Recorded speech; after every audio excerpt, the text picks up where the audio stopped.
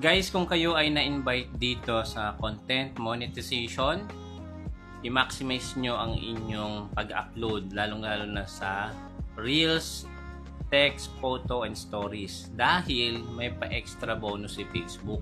So, paano tayo ma-invite dito? Kailangan lang natin mag-send ng interest kay Facebook monetization or content monetization. Kung profile or page, pwede ma-invite. Katulad po nito guys, yung ating profile. Na-invite po tayo at na-sign up na po natin yan. So, ipapakita ko sa inyo yung sample earnings na pwede po talaga ma-maximize natin kapag marami tayong mga uploaded o nagiging consistent tayo dito. So, eto siya guys.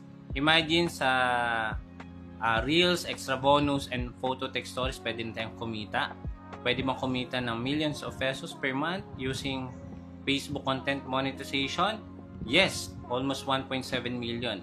At ito pa yung good part niyan guys. Kapag nag-upload pa tayo ng mga video at nakasama tayo guys sa challenge ni Facebook, may additional pa yan bukod dito sa approximate earnings na sasahurin every 21st of the month. Follow for more. Meron tayong full video guide nito. I-click mo, panoorin mo, at huwag mo kalimutang mag-comment, like, and share, and subscribe sa ating YouTube channel para sa full guide ng mga video na to.